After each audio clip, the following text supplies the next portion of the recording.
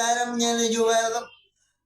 ഇന്ന് പറയാൻ പോകുന്നത് ആട്ടം എന്ന മലയാളം സിനിമയെ കുറിച്ചാണ്. ഞാൻ ഒരുപാട് കാലത്തിന് ശേഷം ആട്ടം എന്ന മലയാളം ഒരു സിനിമ കാണാൻ പോയതാണ്. ആട്ടം എന്നാണ് സിനിമയുടെ പേര്. അത് വളരെ മികച്ച ഒരു സിനിമയാണ്. നമ്മുടെ നാടക പ്രവർത്തകരെല്ലാം കൂടെ, തിയേറ്റർ ആർട്ടിസ്റ്റുകളെല്ലാം കൂടെ ഒരു സിനിമ എടുത്തതാണ്.